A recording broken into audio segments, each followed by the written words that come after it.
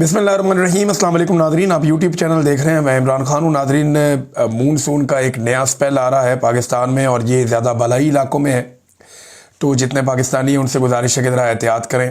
ख़ास तौर पे जो लोग, अभी वैसे सैर व सियाहत का सीज़न तो ख़त्म हो गया, लेकिन फिर भी जो लोग ट्रैवल करें वो ज़रा एहतियात करें। 16 से 19 सितंबर तक, यानी 2 दिन के बाद ये स्पेल शुरू होने जा रहा है और 19 तक, अगले 3 दिन तक, ये 3-4 दिन ये जारी रहेगा, तो आप लोग बहुत एहतियात करें। अलीपुर में बंदोबस्त किया जा रहा है, शायद किसी आम शख्सियत ने वहाँ पे आना है और रातों रात वहाँ पे सड़कें तामीर हो रही हैं। वहाँ के लोग कह रहे हैं जी हम तो सैलाब में फंसे हुए हैं, इनको अपने सड़कें सीधी करने की पड़ गई है और मरम पट्टी हो रही है सड़कों की। मैंने आपको पिछले वीलॉग में बताया था। तो वो एक्चुअली जो एक गाना तैयार करना है उसमें मियाँ नवाज शरीफ साहब को इन करना अभी बाकी है।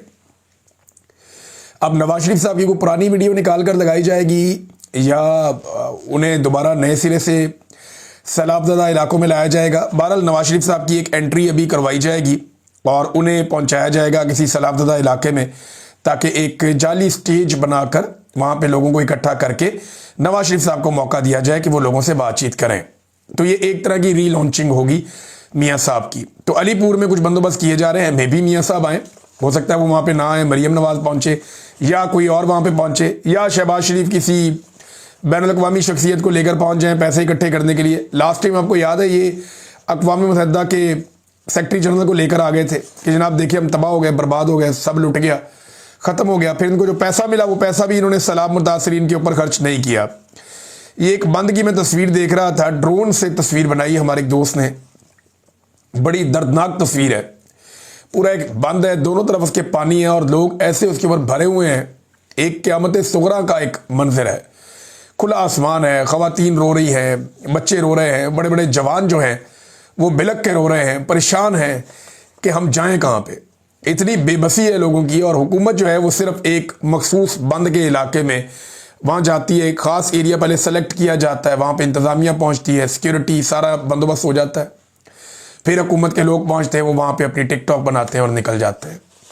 हुकूमत ने अवाम को बिल्कुल तनहा छोड़ दिया है, किसी किस्म की कोई रिलीफ पब्लिक को मिल नहीं रही। टीवी चैनल्स को धड़ाधड़ पैसा दिया जा रहा है, अखबारात को पैसा दिया जा रहा है। यानी अखबारात अगर आप देखें तो पहला जो पेज है पूरा का पूरा वो इश्तिहारों से भरा हुआ होता है। महकमा मौसमियात का इश्तिहार लगा हुआ था नवाए वक्त में, मैं हैरान हो रहा था आधे सफ़े का। ज़रूरत क्या है उसकी? धड़ाधड़ इश्तिहारात मिल रहे हैं, सबको मिल रहे हैं, अखबारात को भी मिल रहे हैं, टीवी चैनल्स को भी मिल रहे हैं। बस उनको ये कहा गया है कि आपने तबाही और बर्बादी नहीं दिखानी। 1-2 टीवी चैनल्स ने ब्लैकमेल करने के लिए कोई रिपोर्टें शिपोर्टें चलाई, फिर उसके बाद उनको इश्तिहारात दिए गए, डाउन चला गया मामला। आप ज़रा सोचें कि ये जो तबाही और बर्बादी डिजिटल मीडिया अपने बहुत थोड़े से फंड से दिखा रहा है। यानी डिजिटल मीडिया का एक जर्नलिस्ट जो है उसके पास क्या होता है? एक ऐसे मोबाइल फ़ोन होता है, एक सिंपल, एक माइक होता है और बस कुछ नहीं। वो उसके साथ कवरेज करता है। सैलाब ज़दगान के साथ ही वो कहीं रोटी खा लेता है, वहीं पे कहीं रात गुजार लेता है, उठता है फिर वहीं पे काम शुरू कर देता है। अब मुझे आप बताएं ना कि ये जो जिनका रोज़ का बजट 1,000 रुपया है, मैक्सिमम 1,000-1,500 होगा, 2,000 हो जाएगा बहुत ज़्यादा कर लें तो, और जिनके पास जो सामान है वो 50,000 से भी कम का है, वो लोग कवरेज कर रहे हैं और वो कुछ दिखा रहे हैं जो कोई नहीं दिखा रहा। और दूसरी तरफ जिस मीडिया को अरबों रुपए मिलते हैं, जिस मीडिया का अपना एक एक दिन का बजट करोड़ों में है, वो कुछ भी नहीं दिखा रहा। ये कैसे मुमकिन है? जिनके पास बेहतरीन कैमरे हैं, गाड़ियां हैं, रिपोर्टर्स हैं, न्यूज़ रूम्स हैं, जदीद सलाहियतें हैं, उनके पास ड्रोन कैमराज हैं, जिनके पास इतना सारा कुछ है, वो कुछ भी नहीं दिखा रहे। और जिनके पास कुछ भी नहीं है, कुछ भी नहीं है जिनके पास, वो आपको सारी पिक्चर दिखा रहे हैं। मतलब ये है कि इस वक्त पाकिस्तान के मीडिया को जो पैसा दिया जा रहा है, उनके जो पेट भरे जा रहे हैं, उसके पीछे एक ही मकसद है कि आप हुकूमत की तरफ कारकर्दगी बताएं, आपने तबाही और बर्बादी बिल्कुल नहीं दिखानी। यानी मैंने ये मंजर भी देखा कि वहाँ पे डिजिटल मीडिया के लोग पहुंचे, उन्होंने जाकर पूछा जी कश्तियाँ क्यों खड़ी हैं, लोगों को रेस्क्यू कीजिए, आप होकर आ रहे हैं। हम प्राइवेट कश्ती लेकर गए थे, हम देख कर आए, बहुत लोग फंसे हुए, उनको निकालें वहाँ से। यानी हमने जो कश्तियाँ भेजी, हमारी अल्हम्दुलिल्लाह अब 5 या 6 कश्तियाँ हो गई हैं। हम जहाँ कश्ती मिलती है हम लेते जा रहे हैं और पहुँचाई जा रहे हैं। तो हमारी कश्तियाँ जो हैं वो लोगों को निकाल निकाल के बाहर लेकर आ रही हैं। जो अपना घर देखने के लिए जाना चाहते हैं या कोई सामान लेकर आना चाहते हैं तो हम उनको भी लेकर जाते हैं, फिर वापस लेकर आते हैं। तो अगर हम लोग ये काम कर पाते हैं तो गवर्नमेंट क्यों नहीं कर रही? वो तो नहीं कर रही है काम। उनसे पूछा कि जी आपकी कश्तियां क्यों खड़ी हैं, इनको चलाएं। मैंने तो ये बोला सारी टीम को कि आपने कश्तियां रोकनी नहीं है, इनको चलाई जाओ, बस इनको चलाते रहो। सिर्फ उतनी देर इंजन को रेस्ट आपने देना जितनी देर कोई काम कर रहा है, उतर रहा है, चढ़ रहा है, बस आप कश्तियों को चलाओ। खराब होती है, टूटती है, जो भी है, लोगों को आपने बचाना है। तो गवर्नमेंट ये क्यों नहीं कर रही? तो उन्होंने बताया जी हमारी कश्तियों में पेट्रोल नहीं है। अंदाजा करें आप, कश्तियों के अंदर पेट्रोल नहीं है, कितना बड़ा जुर्म है ये। इनकी गाड़ियों में पेट्रोल कभी खत्म नहीं होता। इनके जो प्रोटोकॉल्स हैं उनकी गाड़ियों में पेट्रोल कभी खत्म नहीं होता। इनके जहाजों में पेट्रोल कभी खत्म नहीं होता, लेकिन इनकी कश्तियों में पेट्रोल खत्म हो गया। ये कितनी अफसोस की बात है कि जो गरीब के लिए चलने वाली कश्ती है, और चंद कश्तियां, इतनी ज्यादा भी नहीं है, उनके अंदर भी पेट्रोल अवेलेबल नहीं है। अब नजम सेठी जैसा आदमी, यानी एक जर्नलिस्ट हैं नजम सेठी साहब, पीसीबी में भी रहे, उनके पॉलिटिकल कनेक्शन भी हैं, होते हैं। अब हालात ही ऐसे हैं, जर्नलिज्म सारा ही पोलराइज हो गया। लेकिन नजम सेठी साहब जो है वो एक तज्जियाकार के तौर पे वो भी अब ये कहने पर मजबूर हो गए कि यार बस कर दो। फौज को और हुकूमत को वो शीशा दिखा रहे हैं कि यार बस कर दो, लोग गुस्से में हैं, तुम लोगों ने तबाही फेर दी है। नजम सेठी कह रहे हैं पानी सर से गुजर गया, अब इमरजेंसी लगा रहे हैं। शर्म नहीं आती इनको? और ऊपर से अस्पतालों के चक्कर लग रहे हैं, अपनी तस्वीरें लगाई जा रही हैं। ये कोई मौका है अपनी प्रमोशन का? अवाम डूब रही है और आप अपनी डिप्लोमेसी कर रहे हैं। आपकी डिप्लोमेसी से इसराइल और कतर के ताल्लुकात पर क्या फर्क पड़ जाएगा? फर्क पड़ना क्या है जी? हम 3 में ना 13 में वहां जाके चौधरी बन जाते हैं कि जनाब हम आपको बचाएंगे, हम ये करेंगे, हम वो करेंगे। भाई उन्होंने लड़ाई लड़नी नहीं है। उन्होंने लड़ाई लड़नी होती तो वो पहले लड़ लेते। जब ईरान के साथ जंग हो रही थी वो तब लड़ लेते। जब इसराइल सबके साथ लड़ रहा था वो कंटिन्यू करते, खत्म करते इसराइल को। वो तब लड़ लेते जब फलस्तीनियों की नस्लकुशी हो रही है और लगातार लंबे अरसे से हो रही है। 6 मुल्कों को मारा इसराइल ने 3 दिनों के अंदर, यानी 3 दिनों में 6 मुल्कों पे इसराइल ने अटैक किया। ये पिछले हफ्ते पाकिस्तान सिर्फ कतर पहुंचा, वजह क्या है? पैसे कतर के पास है। बाकी जो ममालिक हैं जिनके ऊपर इसराइल ने अटैक किया, पाकिस्तान कहीं नहीं गया, शाम भी नहीं गया। चले फलस्तीन तो जा ही नहीं सकते, ये इनको इख्तियार ही नहीं है। त्यूनिस भी नहीं गया, यमन भी नहीं गया, बाकी मुल्कों में कहीं नहीं जा रहा। पाकिस्तान कहाँ गया? सिर्फ और सिर्फ कतर में गया। पैसे उनके पास है ना। तो मामला उम्मत मुस्लिमा का नहीं है। मामला ये नहीं है कि पाकिस्तानियों को कतरियों से बहुत प्यार हो गया। मामला ऐसा लगता है कि कतर के पास क्योंकि पैसे हैं, गैस है, इख्तियार है, लिहाजा कतर के पास हम जाएंगे, बाकियों को हम नहीं पूछेंगे। लबनान और शाम के साथ इसराइल क्या करता है, हमें इससे कोई लेना देना नहीं है। त्यूनिस के साथ, यमन के साथ क्या करता है, हमें इससे कोई लेना देना नहीं है। बस कतर के पास पैसा है, लिहाजा इस मामले में हम बीच में पड़ेंगे। तो ये आपकी ख्वाहिश रह जाएगी कि वो आपके लिए एक लड़ाई लड़े और आप उस लड़ाई से फ़ायदा उठाएं। कतर का तो स्टेटमेंट बड़ा सादा सा है कि गौर कर रहे हैं कि इसराइल का गैस बंद करनी है या नहीं।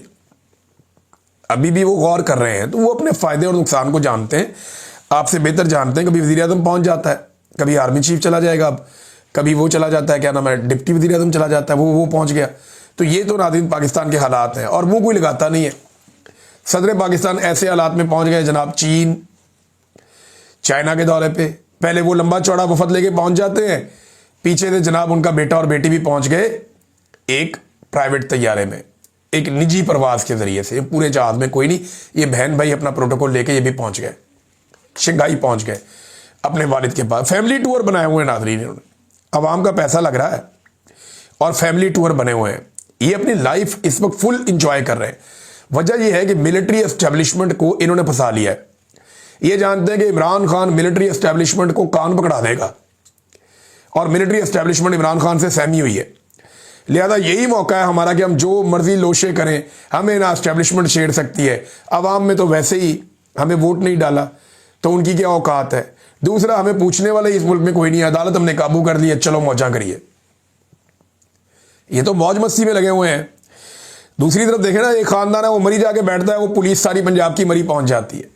ये जरा खबर देखें आप कि मरी के अंदर स्पेशल सिक्योरिटी के ऊपर पुलिस वाले पहुंचाए गए और जीका गली के अंदर जो एमसी स्कूल है उसके अंदर पुलिस वाले जाके ठहरे, क्योंकि बंदोबस्त कोई नहीं था ना, स्कूल के अंदर ही ठहरा दिया। जो बच्चे जहाँ पढ़ने जाते हैं स्कूल में, जीका गली, वहाँ पे पुलिस वालों को ले जाके उधर बैठा दिया कि आप स्पेशल ड्यूटी पे आए, यहाँ पे शहजादे शहजादियाँ आते हैं, राजकुमार राजकुमारियाँ आती हैं, लिहाजा यहाँ पे जो है वो आपने ड्यूटी देनी है, तो आपको ठहराने का बंदोबस्त इस स्कूल में कर दिया गया।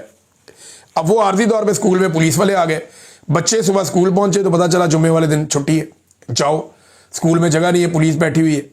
ये दुनिया के किसी मुहज़्ज़ब मुल्क में हो सकता है? पाकिस्तान में ये हो रहा है बदकिस्मती से, हम होता हुआ देख रहे हैं। वफाकी वजीर ये मशवरा देते हैं, जनाब आलू महंगे हो गए ना, आलू का बाइकआउट कर दो, कौम आलू खाए ही ना, आलू अच्छा है ही नहीं। भाई आलू तो फिर भी ज़मीन में उगता है, कुदरत उसे पैदा करती है, उसमें एनर्जी है, बहुत सारे उसमें ग़िज़ाइयत है। चीनी के बाइकआउट का बोलो ना, वो क्यों नहीं बोलते? क्योंकि शुगर मिल माफिया आपके बॉसेस हैं। चीनी के खिलाफ बात करो। अगर कोई एक चीज़ जो इंसानों के खाने के लिए आज के दौर में सबसे ख़तरनाक है तो वो चीनी है। चीनी का इस्तेमाल जो है वो आपको बेशुमार बीमारियों का शिकार करता है। आपको कैंसर हो सकता है, स्किन की डिजीजेज हो सकती हैं, मोटापा होता है, शुगर होती है, शुगर से रिलेटेड बहुत सारी बीमारियां वो हो जाती हैं, जोड़ों के मसाइल हो जाते हैं, ब्लड प्रेशर के मसाइल हो जाते हैं। जितनी बीमारियां चीनी के नाम से जो केमिकल मार्केट में बिक रहा है, एक्चुअली ये केमिकल है ना, चीनी केमिकल से बनती है। आप मुझे बताएं ना ये कैसे बनती है, क्या कोई जानता है? गन्ने से तो गन्ने का रस बनता है और उससे जो है वो गुड़ बन जाता है, गुड़ से आप उसको पीस ले तो शक्कर बन जाती है, बस इतना ही है। लेकिन चीनी कैसे बनती है कोई जानता है? ये केमिकल्स डाले जाते हैं, उसका रंग उड़ाया जाता है, उसको सफ़ेद रंग के क्रिस्टल में जो तब्दील किया जाता है, ये केमिकल्स हैं जो करते हैं। और ये केमिकल्स आपके जिस्म पे वो नुकसानात पहुंचाते हैं जिनसे आप कभी बाहर नहीं आ सकते, नाकाबिले तलाफी नुकसानात पहुंचाते हैं। तो चीनी का तो एक दाना भी जहर है, उसका बाइकआउट हम नहीं करते। अगर हम चीनी का बाइकआउट कर दें ना हमारी कौम सिर्फ, तो एक माफिया को पूरे को लगाम पड़ जाएगी, बेड़ा ही गर्क हो जाएगा इनका, इनके पल्ले कख नहीं बचेगा। ये अरबों खरबों रुपया चीनी से निकालते हैं हर साल और अवाम के पेटों से निकालते हैं। बहरहाल वहाँ पे नहीं कहेगा, वफाकी वजीर हनीफ अब्बासी साहब थे, उन्होंने जी आलू के बाइकआउट का मशवरा दिया, चीनी के बाइकआउट का मशवरा दें ताकि कौम का कोई भला भी हो। नाज़रीन, पाकिस्तान तहरीक इंसाफ ने एक नया मिशन शुरू किया है और ये पाकिस्तान तहरीक इंसाफ का इनिशिएटिव है और सोशल मीडिया के ऊपर अब इसे देख रहे हैं। अहमद खान साहब हैं कनाडा में, गालिबन उन्होंने इसका आगाज़ किया था और उनका आगाज़ जो है वो अब फैलता जा रहा है। ये है मिशन नूर। ये क्या है, सिंपल मैं आपको करूं तो ये है कि अनाउंसमेंट ये की गई है कि 20 तारीख को, 20 सितंबर की रात को पाकिस्तान में 9 बजे तमाम लोग अपने घरों की छतों पर आएँ और आज़ान दें और उसकी वीडियो बनाकर सोशल मीडिया पर डाल दें। सोशल मीडिया पे इसलिए डाल देंगे सारी दुनिया को पता चल जाए कि लोग आज़ान दे रहे हैं, वो एक तहरीक बन जाए। और आज़ान देने का मतलब यह है कि अल्लाह रब्बुल इज़्ज़त से इस जालिम रजीम के ख़िलाफ़ मदद मांगना, यानी जालिम हुक्मरानों से निजात के लिए दुआ है ये एक, कि हम अल्लाह को पुकार रहे हैं। देखिए हर हाल में हम लोग अल्लाह को ही पुकारते हैं, जब भी मुश्किल आती है हम सबसे पहले अल्लाह को पुकारते हैं। मैंने बहुत सख्त टाइम देखा, मैं सिर्फ अल्लाह रब्बुल इज़्ज़त से मदद मांगता था, उसने मेरी मदद की भी है। तो अल्लाह को ही पुकारना चाहिए। बल्कि मुझे याद है अच्छी तरह, मैं जब उस कैद में था तो कभी कभी मैं आज़ान देता था, यानी मेरा दिल करता था मैं आज़ान दूं तो मैं आज़ान देता था, क्योंकि अल्लाह को पुकारने का एक बेहतरीन तरीका है वो, तो मैं आज़ान देता था, मुझे याद है। तो ये मिशन नूर है, एक अच्छी बात है। इसमें लोग अपनी तकालीफ, अपनी मुसीबतें, जो इंसानी हकूक़ की पामालियाँ हो रही हैं, जो जुल्म जबर फस्तायत है, जो मिलिट्री एस्टेब्लिशमेंट ने एक जाली रजीम मुसल्लत करके लोगों को कुचल दिया है, लोग अल्लाह रब्बुल इज़्ज़त से मदद मांगेंगे, अल्लाह से रुजू करेंगे। फ़लस्तीन के बारे में भी दुआ करें, बाकी दुनिया में जहाँ जहाँ मुसलमान पिस रहे हैं उनके बारे में भी दुआ करें। और ये एक नुक्ता आगाज़ है मिशन नूर के बारे में जो मैंने सुना है, एक ये नुक्ता आगाज़ है। इसके बाद बाकायदा एक तहरीक शुरू करने का इरादा है पाकिस्तान तहरीक इंसाफ का। ये एक डिफरेंट एंगल से आ रहे हैं। वैसे मिशन नूर की अनाउंसमेंट से कुछ परेशानी तो है, जो ताकतवर हल्के हैं उन्हें, कि ये एक नया सिलसिला। पाकिस्तान तहरीक इंसाफ की ये खूबी है कि वो आराम से नहीं बैठते, वो कुछ ना कुछ करते रहते हैं और किसी ना किसी तरीके से लोगों को इकट्ठा करना जानते हैं। तो अब एक ये नई चीज़ है, मैंने कहा मैं आप तक पहुंचाऊं कि यहाँ पे क्या होने जा रहा है। इसको रिपोर्ट भी करेंगे, फर्दर इस पर हम बात करते रहेंगे। नादरीन, शहबाज राणा साहब हमारे एक बड़े अच्छे जर्नलिस्ट हैं, बिल्कुल किसी किस्म की कोई कंट्रोवर्सी उनके हवाले से नहीं है, मैं बड़ी अच्छी तरह उन्हें जानता हूँ। शहबाज राणा साहब एक्सप्रेस न्यूज़ में प्रोग्राम करते हैं, बड़े मोतबर सहाफ़ी हैं। हम लोग तो बहुत सारे सहाफ़ी पाकिस्तान में क्रिटिसाइज़ किया जाता है कि आप फलाने को ज़्यादा मारते हैं, फलाने को कम मारते हैं, लेकिन शहबाज राणा साहब हर दौर में बड़ी अच्छी जर्नलिज्म करते रहे। अब उन पर भी मुकदमा कर दिया गया। वजह यह है कि वो हुकूमत को एक्सपोज कर रहे थे और मुआशी पॉलिसियों को बेनकाब कर रहे थे, हर चीज़ लाकर सामने रख देते थे। लिहाजा अब उनके ऊपर भी मुकदमा दर्ज करके उनकी आवाज़ को दबाने की भी कोशिश की जा रही है। नाज़रीन, तैमूर झगड़ा साहब से एक मामला शुरू हुआ था, आपको याद होगा मैंने आपको रिपोर्ट किया था कि वो एंटी करप्शन में चले गए और उन्होंने कहा कि जितने आरओज़ हैं, जिन लोगों ने मेरे हल्के का रिजल्ट दिया है, जो ब्यूरोक्रेसी वहाँ मौजूद थी, उनको बुलाया जाए और बुला के पूछा जाए कि क्या मैं इलेक्शन हारा हूँ। वो मामला खुलना शुरू हो गया। ब्यूरोक्रेसी ने एंटी करप्शन के साथ कोऑपरेट नहीं किया, जिन्होंने किया वहाँ मामला खुल गया कि इलेक्शन तो तैमूर झगड़ा जीता था, लेकिन फॉर्म 47 जाली जारी कर दिए गए बाद में। अब जब ये मसला खुला तो इलेक्शन कमीशन बीच में आ गया, उसने अपनी कहानियां शुरू कर दी, लेकिन एंटी करप्शन को चला रहे हैं वहाँ मुसद्दिक अब्बासी साहब, वो डट गए हैं। सूरत हाल क्या है मैं डिटेल्स आपको बताऊंगा, लेकिन एक सादी बात आपको बताऊं कि ना इलेक्शन कमीशन, ना पाकिस्तान की एस्टेब्लिशमेंट और ना ही सूबाई हुकूमत खैबर पख्तूनख्वा की ये चाहते हैं कि तैमूर झगड़ा साहब को उनकी नशिस्त वापस मिले। ये मैं आपको कैटेगोरिकली बता रहा हूं कि सूबाई हुकूमत इसलिए नहीं चाहती कि तैमूर झगड़ा इमरान खान साहब की जानिब से वजारत आला की एक चॉइस हो सकते हैं। हालांकि इमरान खान ने कई दफ़ा कहा कि उनको काबीना में शामिल किया जाए, लेकिन गंडापुर साहब ने उन्हें काबीना का हिस्सा भी नहीं बनाया अभी तक। तो तैमूर झगड़ा साहब ने सिस्टम को अभी जकड़ा हुआ है और वो जिद में लगे हुए हैं कि मैंने हर फॉरम का दरवाज़ा खटखटाना है। और मेरे ये ठीक है बात कि एंटी करप्शन के जरिए से आप बुलाएं, उनको पूछें तो सही ना कि भाई तुमने जो फॉर्म जारी किया था असली कौन सा है और नकली कौन सा है, तो मामला सीधा हो सकता है। नादरीन, एक रिपोर्ट आई है और ये ड्रॉप साइट न्यूज़ ने ये इंकशाफ किया है, ये बहुत इंपॉर्टेंट है, मैं आपके सामने रख देता हूँ जाते जाते। ये कॉमनवेल्थ और यूरोपियन कमीशन ने तारीख में पहली बार पाकिस्तान के 2024 के इंतखाबात में बड़े पैमाने पर पाकिस्तानी फौज की जानिब से की गई धांधली की रिपोर्ट को छुपाया। यानी रिपोर्ट छापी जाती है लेकिन उसको छुपा लिया गया। ये बड़ी अहम बात है। यानी रिपोर्ट क्या कहती है, उसको छुपा लिया गया, छापा नहीं गया। कॉमनवेल्थ और यूरोपियन कमीशन, अब ये मगरबी तंजीमें हैं, अब इनका काम ये था कि ये पाकिस्तान में बताते क्या हुआ है।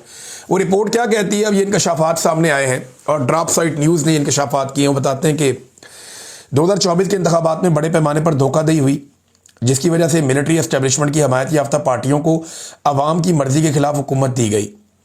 वोटर ने जेल में बंद साबिक वज़ीर-ए-आज़म इमरान खान की पार्टी तहरीक इंसाफ के हक में बड़ी तादाद में वोट दिया, लेकिन बज़ोर ताकत नताइज को तब्दील कर दिया गया। कॉमनवेल्थ की रिपोर्ट में कहा गया कि हुकूमत ने लोगों के बुनियादी हुकूक जैसा कि आज़ादी इज्तिमा, आज़ादी इज़हार राय और तंजीम बनाने की आज़ादी को पामाल किया। पाकिस्तान की मिलिट्री एस्टेब्लिशमेंट ने कॉमनवेल्थ से इस रिपोर्ट को दबाने की दरख्वास्त की, जिसकी हैरानकुन तौर पर उस वक्त की कॉमनवेल्थ की सेक्रेटरी जनरल पैट्रिशिया स्कॉटलैंड ने इसकी तामील की और एक ऐसी रिपोर्ट को दबा दिया जो पाकिस्तानी फ़ौज की हमायत याफ्ता हुकूमत के इक़्तिदार को बरकरार रखने के लिए बड़े पैमाने पर इंतखाबी धोखाधड़ी को उजागर करती थी। ये कॉमनवेल्थ की 70 साल तारीख में पहला मौका है कि उसने अपनी इस तरह की इंतखाबी रिपोर्ट को छुपाया। ये बहुत अजीब चीज़ है।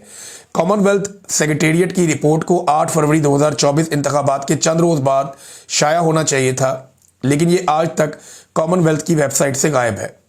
ये कॉमनवेल्थ की 70 साल तारीख में पहला मौका है जब इसने रिपोर्ट शाया नहीं की। फ़ौज की हमायत याफ्ता हुकूमत ने लॉबिंग की कि वो इंतखाबी निगरानी के नताइज को नुमाया ना करे, जो नई आने वाली हुकूमत के लिए शर्मिंदगी का बायस बन सकते हैं और इनकी कानूनी हैसियत को कमज़ोर कर सकते हैं। फ़ौज की दरख्वास्त के बाद कॉमनवेल्थ ने यह किया। अब आप अंदाज़ा करें नादरीन, ये हालात हैं। फिर उन्होंने बताया जी पाकिस्तान के अंदर क्या हो रहा है, किस तरह की आमरीत है, किस तरह तशद्दुद, क्रैकडाउन, कत्ल, सहाफ़ियों के बैंक अकाउंट बंद कर दिए गए हैं, वर्कर पर तशद्दुद किया जा रहा है, इमरान खान पर सैकड़ों जाली मुकदमात हैं, ख़वातीन से बदतमीज़ी और तशद्दुद किया जा रहा है, बच्चों के साथ भी यही हो रहा है। तो कॉमनवेल्थ और इलेक्शन ऑब्जर्वर ग्रुप की रिपोर्ट 2 बड़ी रिपोर्ट्स में से एक थी जो बज़ाहिर गैर जानिबदार बैनुल अक़वामी मुबस्सरीन ने तैयार की थी। दूसरी रिपोर्ट यूरोपीय यूनियन के माहिरीन मिशन की थी, वो रिपोर्ट भी कभी शाया नहीं हुई। ये पाकिस्तानी जमहूरियत की गैर मुल्की निगरानी की तारीख में पहला मौका है कि कॉमनवेल्थ और यूरोपीय यूनियन दोनों ने अपनी रिपोर्ट शाया करने से इनकार कर दिया। आप अंदाज़ा करें कि मिलिट्री एस्टेब्लिशमेंट ने बैनुल अक़वामी रिपोर्टें रुकवा दी। पाकिस्तान में जो जुल्म हुआ, जो बर्बरियत हुई, उसको पब्लिक ही नहीं होने दिया। ये न्यूज़ आई है। अब तक के लिए इतना ही। अपना ख्याल रखिएगा, अपने चैनल का भी। अल्लाह हाफ़िज़।